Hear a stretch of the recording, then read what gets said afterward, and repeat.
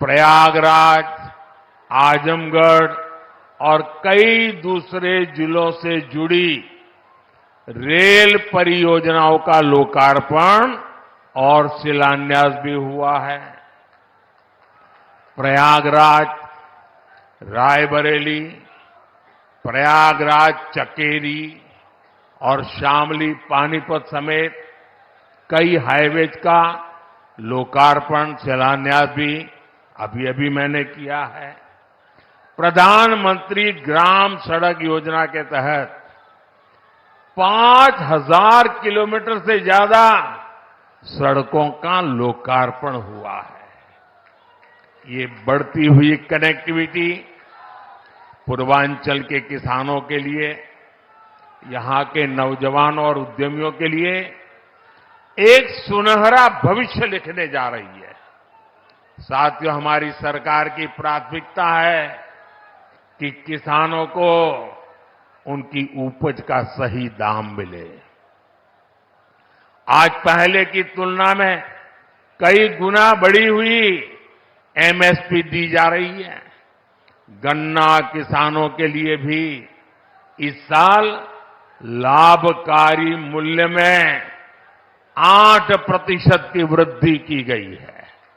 अब गन्ने का लाभकारी मूल्य 315 रुपये से बढ़कर 340 रुपये प्रति क्विंटल हो गया है। आजमगढ़ तो गन्ना बेल्ट में गिना जाता है। आप लोगों को याद है ना कि कैसे इसी उत्तर प्रदेश में जो सरकार चलाते थे ना, वो गन्ना किसानों को कैसे तरसाते थे, कैसे रुलाते थे। उनका पैसा ही तरसा तरसा कर दिया जाता था और कभी कभी तो मिलता भी नहीं था। ये भाजपा की सरकार है जिसने गन्ना किसानों का हजारों करोड़ का बकाया खत्म कराया है।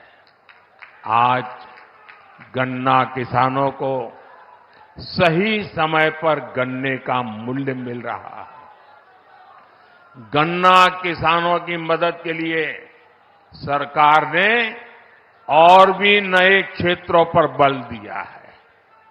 पेट्रोल में मिलाने के लिए गन्ने से इथेनॉल बनाया जा रहा है। खेत में जो पराली है उससे बायोगैस बन रही है। इसी यूपी ने चीनी मिलों को कोड़ियों के दाम बिकते और बंद होते देखा है। अब चीनी मिलें भी शुरू हो रही हैं और गन्ना किसानों का भाग्य भी बदल रहा है। केंद्र सरकार जो पीएम किसान सम्मान निधि दे रही है, उसका लाभ भी यहां के किसानों को मिला है। अकेले आजमगढ़ के ही करीब 8 लाख किसानों को पीएम किसान सम्मान निधि के 2,000 करोड़ रुपए मिले हैं। साथियों, इतने बड़े स्तर पर विकास की इतनी तेज रफ्तार तभी मुमकिन होती है जब सरकार सही नियत और ईमानदारी से काम करती है। भ्रष्टाचार में डूबी परिवारवादी सरकारों में इतने बड़े पैमाने पर विकास कार्य असंभव था।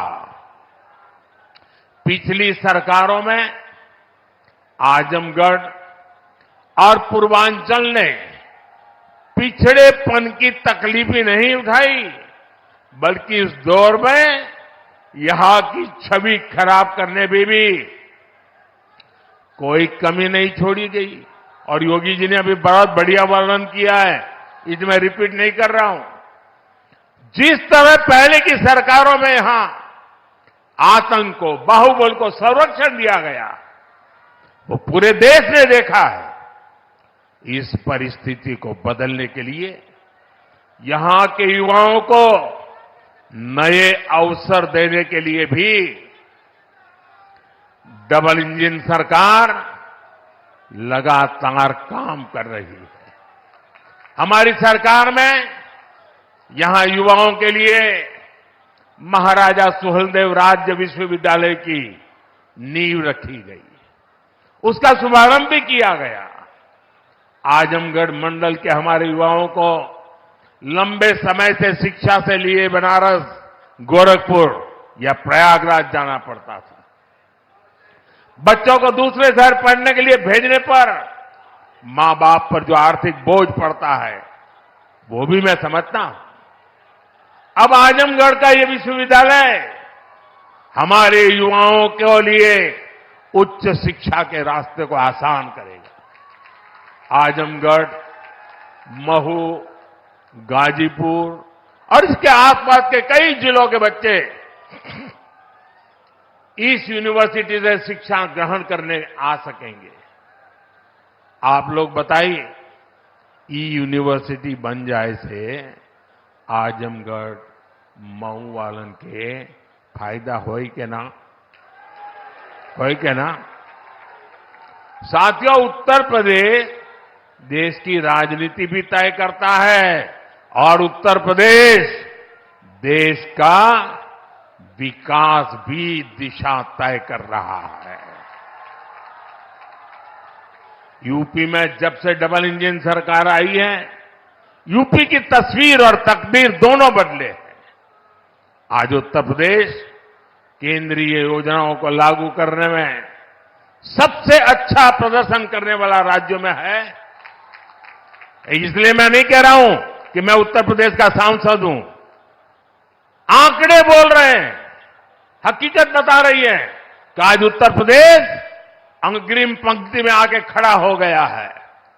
बीते वर्षों में डबल इंजन की सरकार ने उत्तर प्रदेश में लाखों करोड़ रुपए के विकास कार्य कराए हैं। इससे न सिर्फ यूपी का इंफ्रास्ट्रक्चर बदला है, बल्कि युवाओं के लिए लाखों नए अवसर बने हैं। आज यूपी की पहचान रिकॉर्ड मात्रा में आ रहे निवेश से हो रही है। आज यूपी की पहचान ग्राउंड ब्रेकिंग सेरेमनी से हो रही है। आज यूपी की पहचान एक्सप्रेसवे के नेटवर्क और हाईवे से हो रही है। यूपी की चर्चा अब बेहतरीन कानून व्यवस्था को लेकर हो जाती है। अयोध्या में भव्य राम मंदिर का जो सदियों पुराना इंतजार था, वो भी पूरा हो गया है। अयोध्या, बनारस, मथुरा और कुशीनगर के विकास के, इससे यूपी में पर्यटन भी बहुत तेजी से बढ़ा है।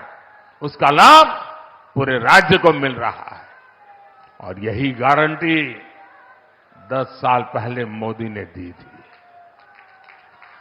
आज आपके आशीर्वाद से वो गारंटी पूरी हो रही है। साथियों, उत्तर प्रदेश जैसे जैसे विकास की बुलंदियों को छू रहा है, तुष्टीकरण का जहर भी कमजोर पड़ रहा है। पिछले चुनाव में आजमगढ़ की जनता ने भी दिखा दिया कि परिवार के लोग जहां अपना गढ़ समझते थे, वो दिनेश जैसा एक नौजवान उसे ढहा देता है। इसलिए परिवारवादी लोग इतने बौखलाए हुए हैं, आए दिन मोदी को लगातार गाली दे रहे हैं। ये लोग कह रहे हैं कि मोदी का अपना परिवार नहीं है। ये लोग भूल जाते हैं कि मोदी का परिवार देश की 140 करोड़ की जनता, ये मोदी का परिवार है। और इसलिए आज हिंदुस्तान के हर कोने से आवाज हो रही है, हर कोई कह रहा है, मैं हूं, मैं हूं, मैं हूं, मैं हूं। इस बार भी यूपी की पूरी सफाई में आजमगढ़ को पीछे नहीं रहना है। और मैं ये जानता हूं, मैं ये अच्छी तरह जानता हूं कि आजमगढ़ जोन चा जाला ऊ कर लेवला। इसलिए मैं इस धरती से यही आह्वान करता हूं, जो देश कह रहा है, जो उत्तर प्रदेश कह रहा है, जो आजमगढ़ कह रहा है, उसी का मैं आह्वान करता हूं, अब की बार 400 पार, अब की बार, अब की बार, अब की बार, अब की बार आज के विकास कार्यों के लिए सभी क्षेत्रों के लोगों को मेरी ढेर सारी शुभकामनाएं हैं। इतने सारे विकास कार्य आजमगढ़ के इतिहास की पहली घटना है। ये विकास का उत्सव है। मैं आप लोगों से एक आग्रह करता हूं, मेरी बात मानोगे? सब लोग जरा पूरे आवाज से बताइए तो मैं बताऊं। मेरी बात मानोगे? करोगे? अच्छा, ऐसा करते हैं, पहले अपना मोबाइल फोन बाहर निकालिए। मोबाइल फोन बाहर निकाल करके उसकी फ्लैश लाइट चालू कीजिए। सबके सब अपने मोबाइल की फ्लैश लाइट चालू करें। इधर मंच वाले भी करें अगर मोबाइल फोन रखते हैं तो। सबके सब अपने मोबाइल फोन की फ्लैश लाइट चालू कीजिए। देखिए, ये विकास का उत्सव है। ये है विकास का उत्सव। ये है विकसित भारत का संकल्प। ये है विकसित आजमगढ़ के विकास का संकल्प। मेरे साथ बोलिए, भारत माता की, भारत माता की, भारत माता की। बहुत बहुत धन्यवाद।